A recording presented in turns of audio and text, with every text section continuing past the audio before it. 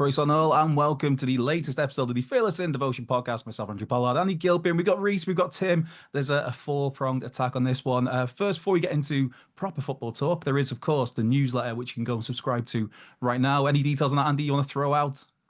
It's £40 a year. For that, you get loads of good stuff.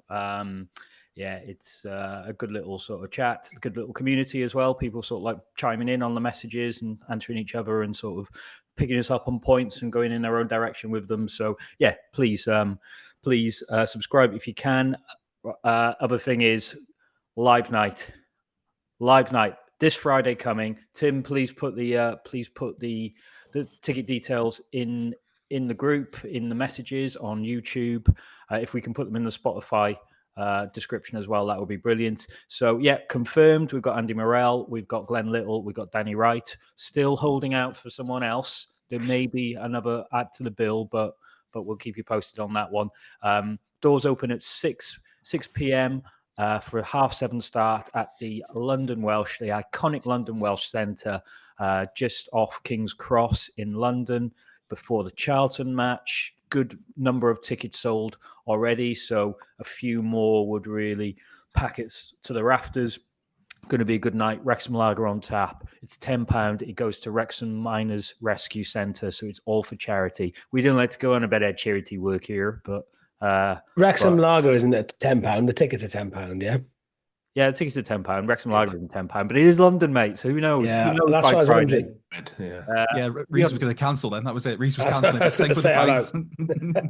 Well, to be honest, London Welsh Centre has all been really good on beer prices. What did I pay? I paid £8.20 for a pint yesterday. So the world has literally gone mad. Oh, my word. Absolutely not. Right, before we get into the chat as well, of course, a shout out to our sponsors, the Fat Ball Group, the Fat Boy and Wrexham and Mull, the My Square in Hall, Hill Street Social, the Bucking Banger, Croyce Howell, Effies, and the Carnivore. Right, we are coming off the back of a Saturday where Wrexham got an away win. We got an away win, away at Rotherham, 1-0. And the bulk of the action, the highlight of the match was the first, I think it was credited as 16 seconds. Paul Mullin back in the team. Obviously, we'll get into Jack Marriott in a second, but Mole's back in the team, a first start in the league he's only had one other start in the league. Comes in, great ball from Ryan Barnett, second away win of the season. It wasn't pretty, but it was, most importantly, we got 3 points. Paul Mullin'S off the board in the league. Come on, the town. Yeah, it was good. What can you achieve in 16 seconds? I was going to ask that next, and keep it clean. Keep it clean. 16 seconds. Yeah, I can't even boil the kettle in 16 seconds. That's how good it was. But if you look at it back, I said to you, Andy, at the time, is that they planned that. They planned that from kickoff. You don't see it very often, so it can completely caught Rotherham on the back foot. As soon as that kickoff happens, if you watch it back, look at Mullin and Palmer. They're already up the top end of the pitch, and Palmer's already looking over his shoulder, waiting for that ball to come in. So it's something they definitely worked on. Ping it out to Barnett. Couldn't believe the amount of room that Palmer had to lay it off, and then it's just a great ball in, shock surprise, and Mullin. It's a difficult finish that. It kind of like comes behind him, but he just gets it. He just pushes his man away and just gets his leg behind it. It's just a great finish. It's a great start. And it just felt like the longest game ever after that. Oh my God, it was so long. It was so long. I aged terribly. Yeah, it seemed to go on for an awful long time, even the first half. And it's a great win. It was defensively brilliant once again. I think Dan Scarr is absolutely superb. We're really seeing the sort of level of player that he is. And having seen Plymouth ship 5 at Cardiff the other day, they probably wish they would have kept him, actually, thinking about it. But great player, great performance. And I just couldn't stop laughing at the fallout from a very disgruntled bunch of Rotherham fans who wouldn't have it any other way other than to say that they were the worst team to ever come here. And not that we like to dig out pods, but when we do it, we sort of tend to make these pods. I think we sort of elevated the Up the Poshcast by a couple of hundred additional listeners, viewers, and I'll probably do the same for the Rotherham guys. But it was a great win, and I think this is the start of a big week to see how much of our promotion credentials are flexed. Do you know what I mean? Because three sizable teams, two of them that have been relegated from the Championship last year, and Huddersfield not so long ago in the Premier League, and then you've got Charlton. They were kind of like a not so much an unknown quantity, but it's going to be another good away day, hopefully. Yeah, I think some of the positives, obviously, Mullin on the score sheet in the league is a massive one. But as you kind of touched on there, Tim, defensively, I thought that the back three as a whole were great. Arthur was very, very solid. George Dobson, again, another. You've come to expect it now from him. But with you, Rhys, how are you finding it with Owen O'Connell? We talked about Dan Scarr coming in at the centre, which means Owen O'Connell's shifted out to the right side. I know some people were maybe, does Lewis Brunt maybe come in there because of a bit more pace? But how are you finding that back three at the moment looking pretty good? I mean, once again, as you say, it was a long rest of the match after that first 16 seconds, but that's nothing new away. And usually perhaps we'd even be doing that when we're 0-0 down, when it's 0-0, sorry, rather than being 1-0 up. No, I thought we looked pretty comfortable. Again, we sort of let teams come on to us, but they can't break us down. So it kind of is terrible for the heart rate, but obviously it's a level that they, as a back three and as a whole unit, really are quite comfortable with, in terms of that pressure they're willing to soak up before they're able to shut a move down. Don't let many half chances turn into full chances.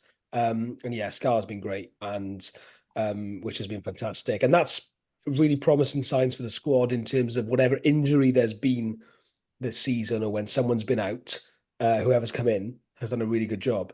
And, hopefully that bodes well for Mulls, now that we've lost Marriott as well. Obviously we've talked about him a lot the last few weeks, and really hoping that he can push on in League One. And now's his chance. He will be chomping at the bit to make an impact now, and I'm looking forward to watching him. Yeah, Andy, with yourself, Andy Cannon obviously went off injured. There's been no real details of this recording on the severity of it, but that was a bit of a negative from the game, but another positive was Ollie Rathbone came on, probably had his best performance in a Wrexham shirt so far, at least in the league, obviously playing against his former club. I'd imagine he probably starts on Tuesday. Are you thinking that's that kind of swings around about? So whenever someone's injured, it's bad for that player, but it does open the door opportunity for somebody to come in, and Ollie Rathbone, it's there for him to take with both hands, I think. I think Ollie will probably benefit from 2 or 3 games. I don't know how long Andy's out for. He's been great for us this season. He offers something different to the rest of the midfield three. But I think Ollie, 2 or 3 games starting, he'll probably start to feel really at home in the engine room. And he's very industrious. He gets everywhere. He's a proper box to box. You could tell how much the Rotherham fans rated him because he had a great reception when he came on. So there's a guy who puts it all out there, leaves it all out there. Against his old club, he really sort of stepped into that midfield seamlessly. And I thought we were much better in the second half than we were in the first half. The first half, we invited them onto us a little bit too much. There seemed to be a bit more of an outlet in the second half. Now, when you talk about changes and what might happen on Tuesday, I can't see... if Cannon's gone off, then I think Rathbone will play. My big sort of question is, Mullin played 90 minutes, looked dead on his feet for the last 10 minutes. Palmer played his normal 65. Can you reunite those two for Tuesday? Has it taken a lot out of the tank for both of them? Mullin said himself, didn't he? Like, he was dead on his feet for the last 20, and it was just pure adrenaline that got him through. I mean, it's great for Mullin because I don't know if he questioned himself in League One at all, and that's why he was so desperate to get going. So to have that start and to score after 16 minutes and be the old Paul Mullin after that, chasing down everything. Sorry? Seconds, not minutes. Oh, sorry. Yeah. So quick. I mean, he was just working the centre half like Paul Mullin can, and that centre half knew he was in a game because Mullin, a bit different to Marriott. Marriott's got his own qualities, but Mullin is a handful for 90 minutes. And both he and Palmer hustled for a huge amount of time. Palmer was chasing down a lot. He chased down a lot, and I wonder if there's much in the tank on Tuesday. And if one, I wouldn't change both of them, but it may be that Fletcher starts. Someone's got to give, isn't it? With a big 90 minutes away on Saturday as well. You've got to think that's not going to happen twice. So one of them, something's going to give. Yeah, and I don't think it can be Mullin, because if you don't have Mullin, you don't have Marriott. There isn't that natural replacement. And I think a few people were saying this on the train on the way up, after Marriott's injury. If you look at one area of the pitch where we maybe haven't been as great recruitment wise, I think it is up front. Personally, I wouldn't have given Fletcher a new deal. I probably wouldn't trigger Palmer's new deal either, but that might be something that's more contractual than anything else. He's played pretty well, mate. No, he has. No, but I still think that that Parkinson was trying to nail the starting centre forward for most of the summer transfer window. I don't think he quite got there. I think Mo Faal he's not ready yet, but he's one for the future. And the good thing about him is he's not part of the sort of the 22 league squad. So that's why he was such an interesting one to bring in. I do sort of think that there's not a huge amount of options up front, especially now we're missing Marriott. So I would expect Mullin to start on Tuesday. I wonder if he'll change his strike partner. Yeah, it's worth noting as well in terms of Jack Marriott, of course, Paul Mullin getting that start because Marriott is out until at least the new year, supposedly 4 months at minimum with a broken fibula, which by all accounts was a very innocuous injury. It just occurred in training with nobody around him. He was just shooting and he's broke his fibula. I guess that's one topic to look at is because it's a little bit of a bizarre injury because there was no physical contact by all accounts. There have been so many bizarre injuries in football over the years. Recently, Axel Tuanzebe at Ipswich nearly had to have a thumb amputated doing the dishes, which is quite obviously Dave Besson back in the day dropping a bottle of salad cream on his foot. Any ones that come to mind, especially maybe Wrexham related that some of the listeners might not know about? I believe Jake Spate in the coffee table, I think Tim mentioned before. Sounds rude. Yeah, it was glass table. That's the reason we decided to discuss this is supposedly Marriott slipped on a sprinkler in training. That's what a couple of people have said. So how true that is, anyway. So it doesn't matter how he's done it, and we wish him all the best in his recovery.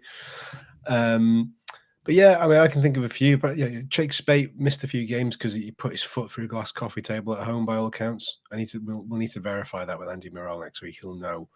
Or at least I hope he'll know. And the other one that I can think of Wrexham-wise was James Gray when he got bit by a false widow. I was going to yes, of course. On top, that was the least of his worries in the end. But yeah, there was that one, and there was another one that I read about. I'm trying to find it. If you can think of any others, Wrexham-wise, or any listeners, please let us know. Go on, Andy. I've got another. So when you really think your luck's out. And for Wrexham, we went through a spate of losing our top goal scorer to various sort of transfers or being sold. So remember when James Gray who was our top scorer at the time, got bitten by a tropical by a spider, and then I think it was the year after, was it? Jordan White came down with a tropical disease. I mean, that was bad though. That was really bad. That was life-threateningly bad, I think, in the end. When you know the chips are against you, that's when you lose both top scorers to bitten by a spider and falls foul of a tropical disease. I mean, literally, you cannot make that shit up, can you? No. Yeah, so always good to see Jordan still playing as well up in Scotland. He got his career back on track. It was snake bitten, I guess, not quite spider bitten, but snake bitten his time with us. Oh, I tore my groin in a dance floor in my first year of university. Fantastic. That's going to be agony. Yeah, it was bad, real bad. I was bedbound for like a week. There was a few beverages involved, I take it. There were a couple, yeah, but it was it went red and everything. It was horrible. Would you like to recreate that now? No, maybe at the live event. Charlton, we'll hold you to that. I've got the other one I found, which I bookmarked this one ages ago, and whether he's still there, I don't know. It's quite an old story, but Millwall defender Sean Hutchinson missed an FA Cup third round clash with Hull after gashing his leg, putting out his rubbish bins. So big fan of that.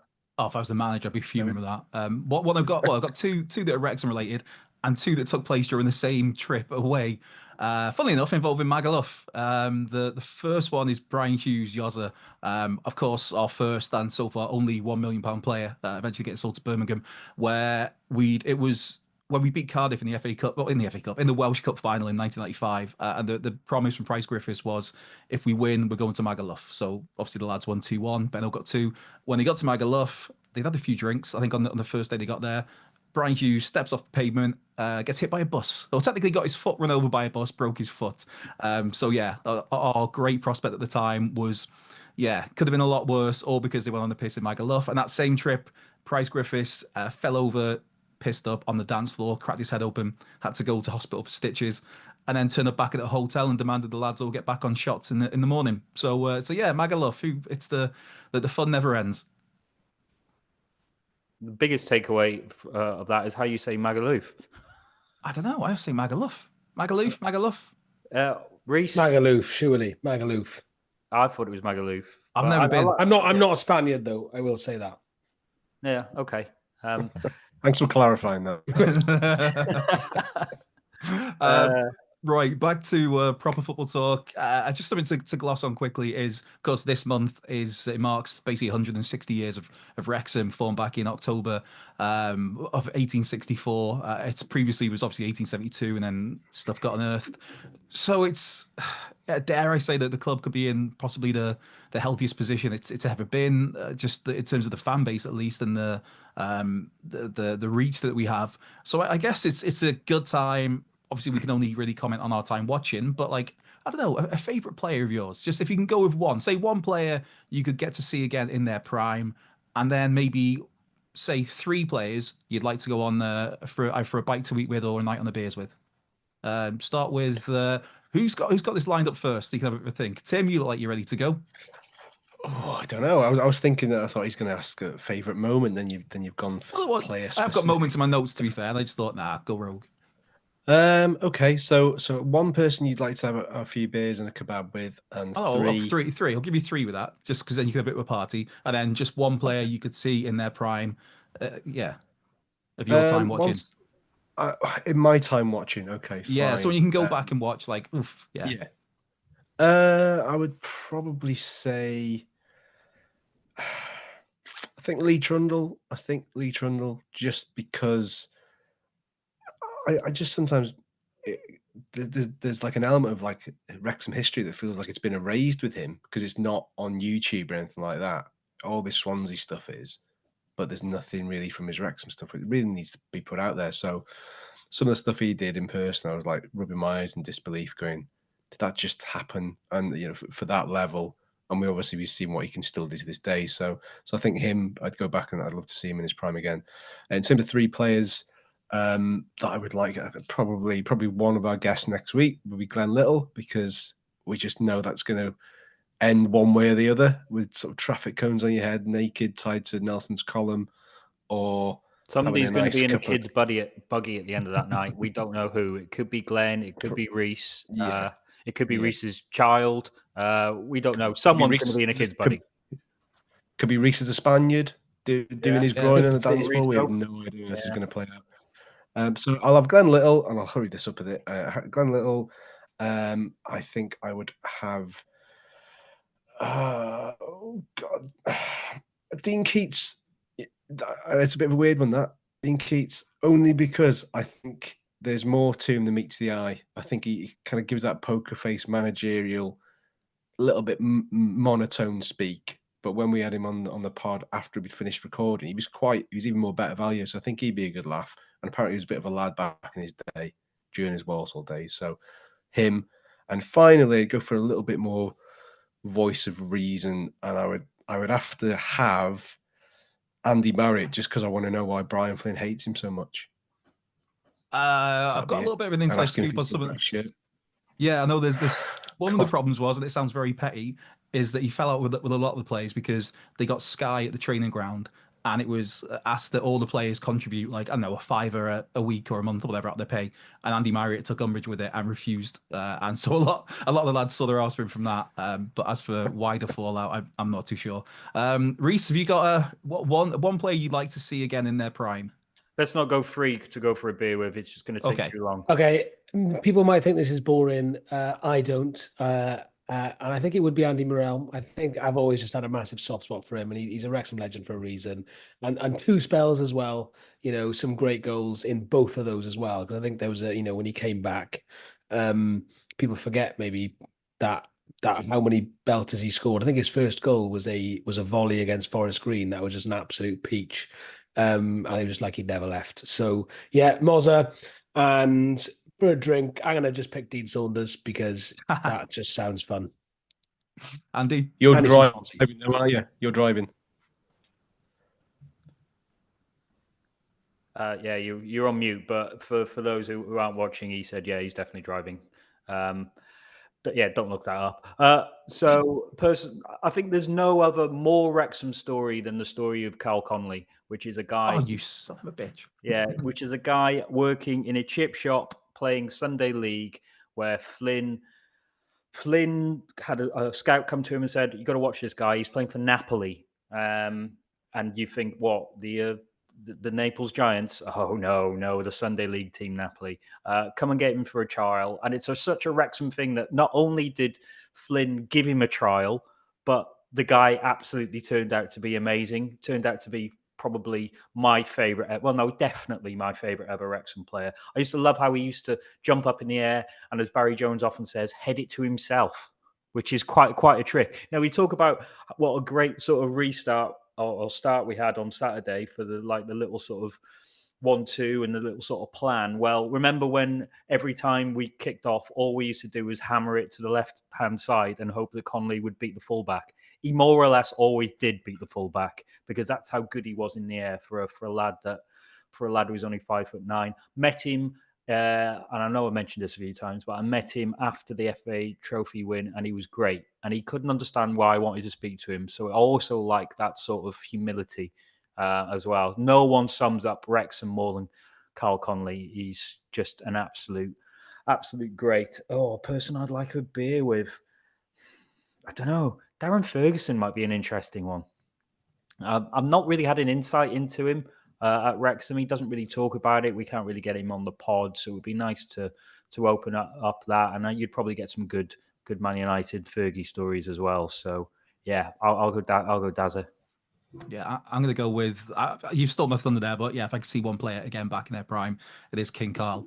Just what a player, what a touch. What like you said, the story there was a referee, a referee who was a scout who was refereeing Sunday League games. Saw Carl, rang, I think it was Joey at first, and then Carl came in and. As Flinny always says, like he didn't look like a footballer. It's just like, right, give him 20 minutes in the reserves, pull him off after that. He's going to be awful. Obviously, did well. Brought his family all got a minibus down and got some tins, and we're watching from the turf balcony for his trial. Just what a story, what a player. You talk about the humility, but he was a guest at my squin a couple of years ago, and he brought his neighbours with him. And they just knew him as, he's Carl, he used to play a bit of football. They had no idea about any of it. And obviously, you've got a room of, 150 people. And he's talking and everybody's cheering him on. He's getting photos afterwards. Everybody's bombarding him for autographs. And I went and sat down back to his neighbours and they were like, he was quite a big deal, wasn't he? He was like, yeah, mate, Carl was the bollocks. As for going on the piss with, or having a few beers with, Carl is a nightmare in that regard. So I'm going to probably go Carlos Edwards. I'm going to go Carlos Edwards, who's also a bit of a nightmare, but hey, it's Carlos. He can get away with it all. So yeah, that's our way of looking back at 160 years. Can I ask one more thing? All right, 160 years. What one thing would you go back and change? Well, that's a deep one. Let's ask that. 160 years of history there. Well, is that butterfly effect of? Yeah, let's put that to one side, because I know if we change something there, we maybe wouldn't get Ryan and Rob now. I know that, but there's some certain rights that needed to be, some wrongs that need to be put right in 160 years, especially of our recent history. What would you go back and change? I'd go back and change the rules about administration so that you didn't get deducted 10 points. I don't think we'd have got relegated initially. And then by the time the supporters took over, I think we still would have been in League Two and would have stayed afloat and would have been a sustainable lower league club. That's mine. Okay. Tim, do you want to go next? No, yeah, I'm still thinking. Come back to me. I can go unless you've got one, Andrew. Yeah, I've got a bunch. There are so many. In terms you go then. Whether you look at like player contracts, whether you look at the fact that the Bosman rule never came in, stuff like that, or the fact that the administration where we could have actually offered contract to players like Carlos who ended up going for nothing. But just because it's the game that still haunts me to this day, I would say we moved the kickoff time of Wrexham and Chesterfield in the FA Cup back in 96, 97, because that was a ridiculously daft, what, half 12 Someone was kickoff. talking about that on Saturday, said it was 11 o'clock, it was too early, there was no atmosphere, and you couldn't drive the lads on.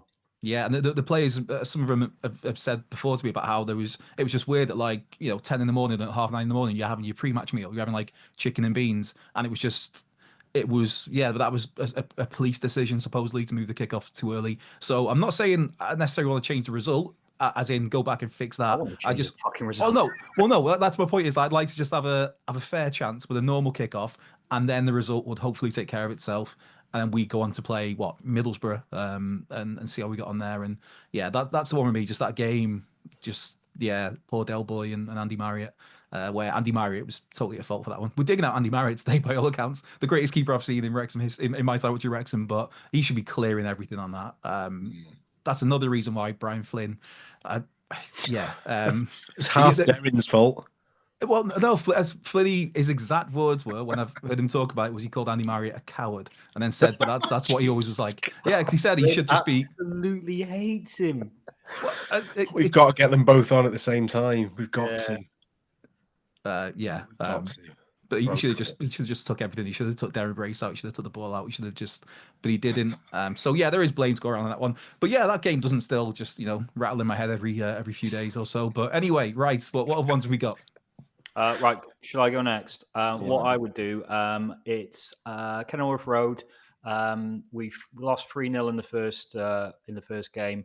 We've got Luton absolutely on the ropes. We're 1-0 up. We get a penalty, and someone decides that Gareth fucking Taylor's going to take it. I would change that and take that ball well away from him. I remember looking at Mark Curry at the time. Mark Curry's, those who don't know, covered Wrexham for the Daily Post for years. And I said, why is he taking it? And Mark turned to me and said, I think you'll find Gareth Taylor has never missed a penalty for Wrexham. And I went, just as I was thinking about that, he came and absolutely just did the weakest effort. Just chipped it to the keeper, basically. He's never taken one. What did Mark say after he missed it? Oh, fucking hell. Oh, God bless Mark. Who should have taken it, Mangan?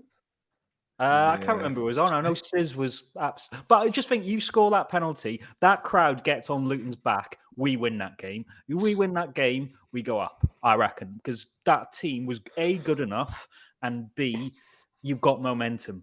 You've got momentum that you think you can come back from 3-0 down and still win.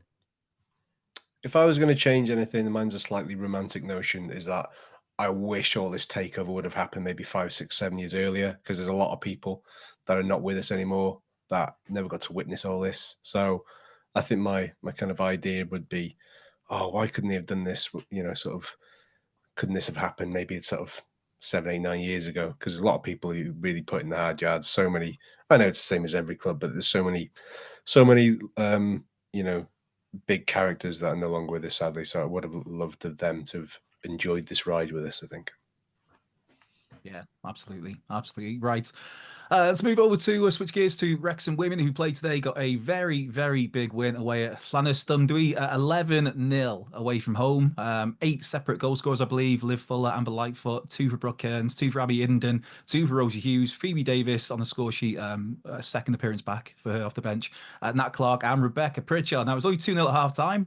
11-0 at the end. This was a third-tier opposition, but it's a very welcome win for Steve Dale's team, just because, I mean, it's great to get so many goals, great to get so many different goal scorers. As I said, 8. A first start of the season for Del Morgan, more minutes for Phoebe Davis, and then we got Cardiff Met next Sunday, at home, 2 p.m.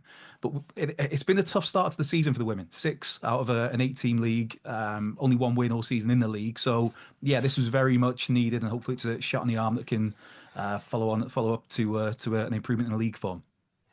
Yeah, 100%. Probably, if they were going to identify any sort of game to give them a timely boost, this was going to be it. I think anything less than a fairly handsome and comfortable win today would really put the cat amongst the pigeons, I think. So delighted for them, delighted for Steve, delighted for everybody involved in the women's setup. So hopefully this kicks them on, really, the second part of the season, and just kind of instills a bit more belief into the team, because, I think it'll probably do him good in a weird way, and I think it'll be the same for the men's team when it does happen, when we hit a bit of a wall and go, right, how do we get around this, because it's kind of uncharted territory for such a long time.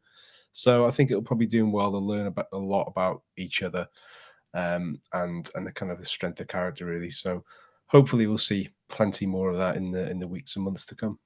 Yeah, and the next game is kind of it's an ideal game, really, because Cardiff Met, they've only got 1 point themselves this season. It's at home, it's at the Rock. It's a 2:00 kickoff, let's say, next Sunday. So if you can get yourself down to cheer on the ladies, and hopefully that big win at this weekend translates to an upturn in league form, because there's a lot of talented players there, and it's just been you do get those spells, and it's not been a great spell to start the season, but hopefully things turn around. Now, we've got a quick turnaround because we're recording this on Sunday night. Tuesday night, we have another game. Huddersfield, who have had they've had a decent start, 6 in the league at the moment. They're on the back of back-to-back league wins, beating Barnsley 2-0, Bristol Rovers 3-1. They do have a bit of a mixed bag of an away form, though. They've had a couple of defeats, but then there is this notable, they went to Bolton and smashed them 4-0. What should we be expecting from this Huddersfield team? And again, just we touched on it earlier, that changes. What changes do you anticipate? Because Charlton's, I mean, every game's a big game at the moment. Charlton's massive next Saturday, but first and foremost, we've got Huddersfield, and we've got to get some points at home on that one. Andy, do you want to come on this first? So I think he'll change something up front. I think Rathbone will come in midfield. I don't see too many other changes. I think he likes that settled back three. A lot of people saying that Max might be back pretty soon. So I wonder, I know you posed a question to Rhys about O'Connell and how well he's been doing on the right-hand side. I wonder if long-term Max actually comes back in. And maybe comes in place of Owen, which is really tough because he has had a bad start to the season. But I can't see you shifting Dan Scarr at the moment. He was so good, by far my man of the match against Rotherham. I just think he headed everything away. He really sort of organised stuff. And you remember when the Plymouth fan came on and said, look, if you've got a back three, Dan Scarr is the perfect person to be in the center of that, because he will organize, he will head things away, he will lead by example. So I think that's the question that might be coming up soon. I think Barnett is in one of those rich veins of form where he is so full of confidence. He just knows when he gets the ball, he's going to cause problems. It's brilliant to see that. Rotherham had 2 players on him for a lot of Saturday, so just opening up the space for everyone else. Even if he doesn't deliver a brilliant cross every time, he can still cause panic in there.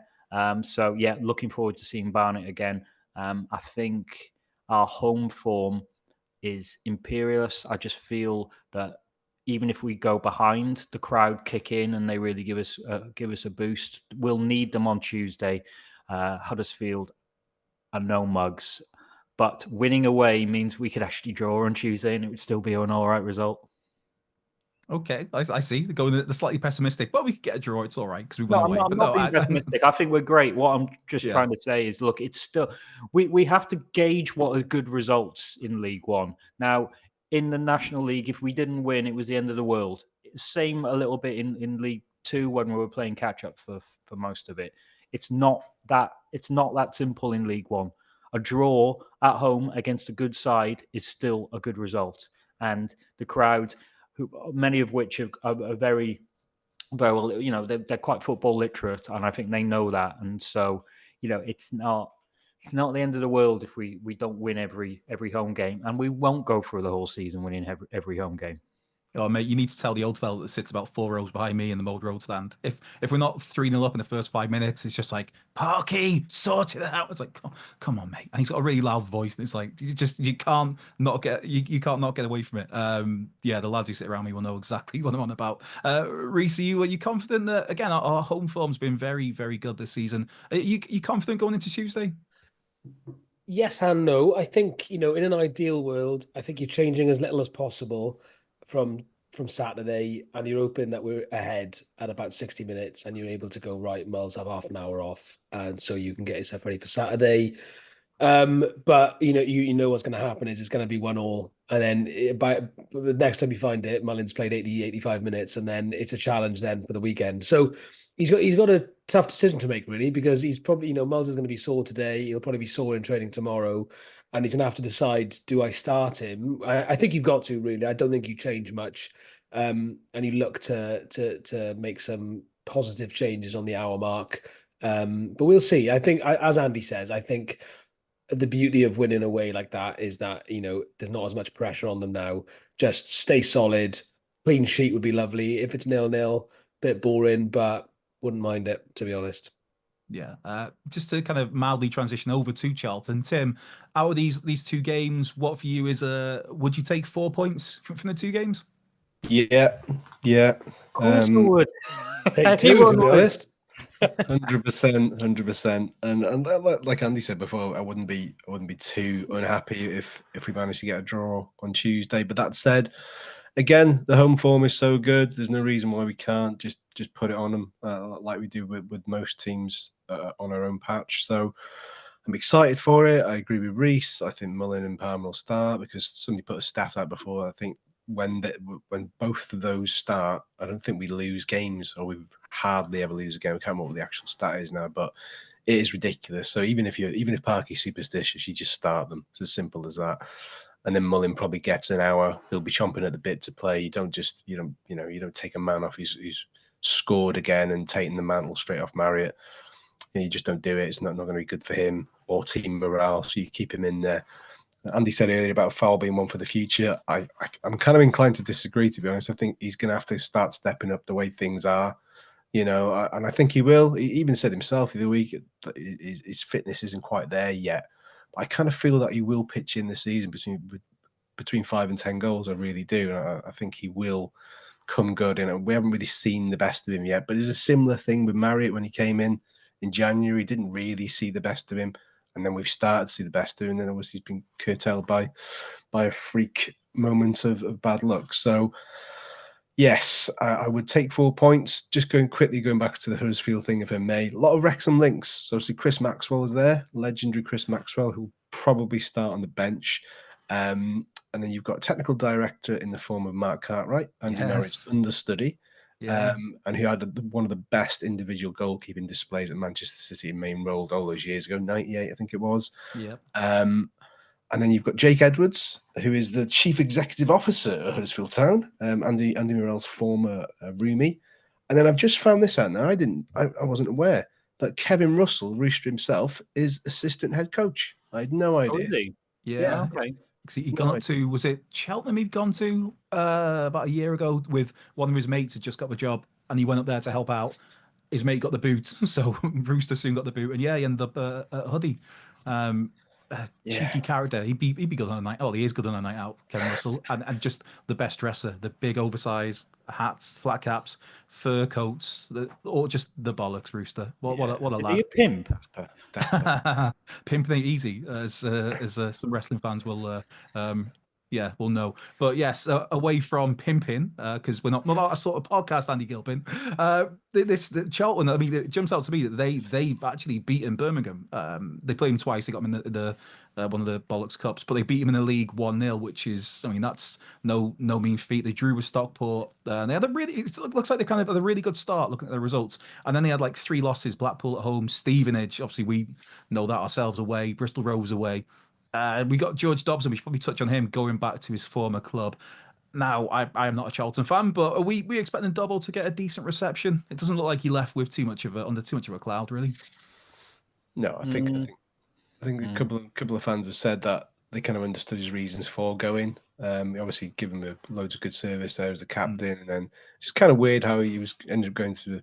He was about to go to Hungary and it didn't quite happen. So I think he'll get a good reception. I would not be surprised to see him score, to be honest. I would not be surprised to see him score and do a classic. I'm not going to celebration. No. The kind of the Brian Hughes derby, if you like. I think we're all excited for it because definitely none of us have been. Because the last time we played them was 84. So, and they're knocking on for about 20,000 crowd, give or take. So it's going to be another big occasion. Just touching quickly on the Stockport thing you said, reading a few comments from Stockport fans, they said they hung in for dear life second half. They just basically started the second half in a fashion that is not befitting of their team. They said they were just furious with Challoner's tactics. They just like slowing the game down, didn't really want to try and win it. So it'd be very interesting to see if we try and come flying out the traps again. Yeah, I know Stockport did have a man sent off at some point. I'm not sure when that was. I just know they had a red card. But yeah, right. Tim, just to stick with you, score predictions for the 2 games, please. Oh, I am gonna. You know what? I'm gonna go 2-1 against Huddersfield. I think we'll nick it, and against my better judgment, I think we'll draw 2 each at Charlton. Rhys, do you want to chime in?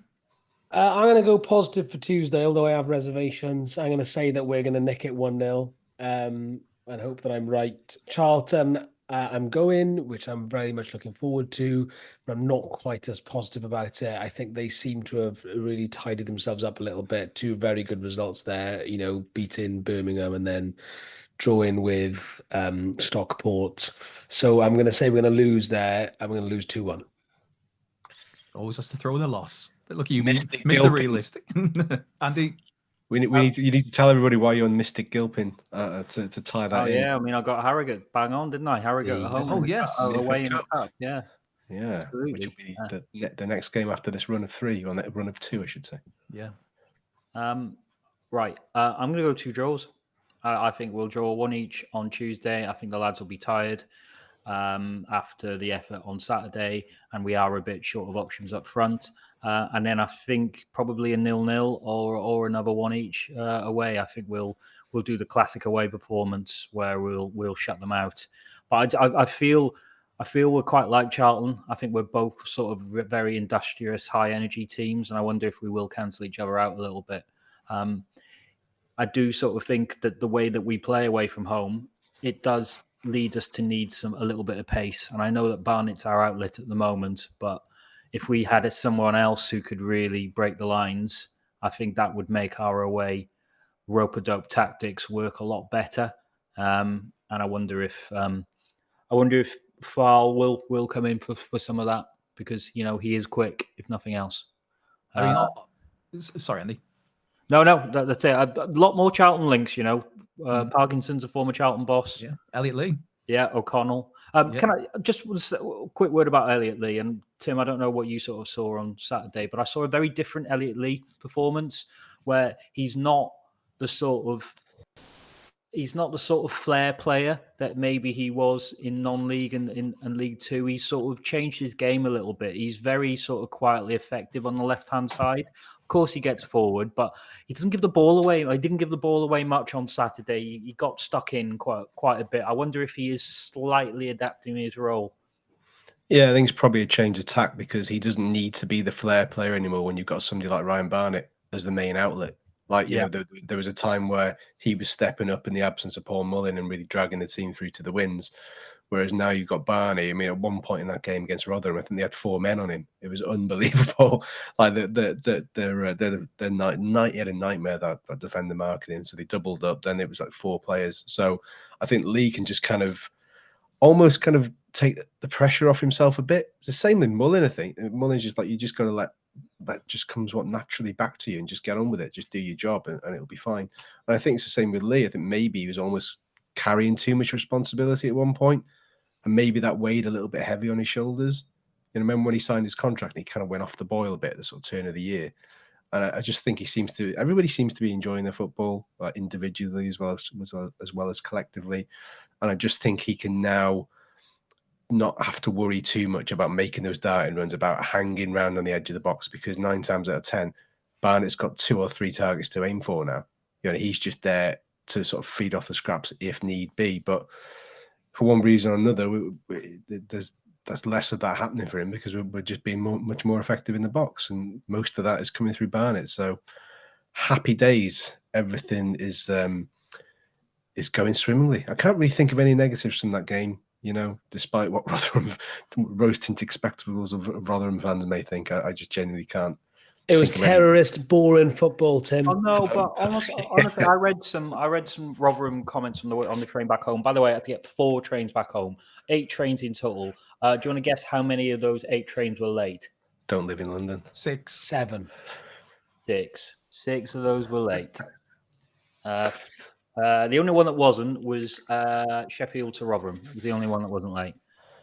But looking at some of the Rotherham fans, they were saying, well, Wrexham are doing exactly what we did every time we got promoted from League One. They're playing the percentages. They're winning a lot at home and they're squeezing out points away. And that's how we did it. So, it's a bit churlish of them to then turn on us and say, oh, you're a bit shit, aren't you? Why don't you come out and play and be more expansive so we can beat you?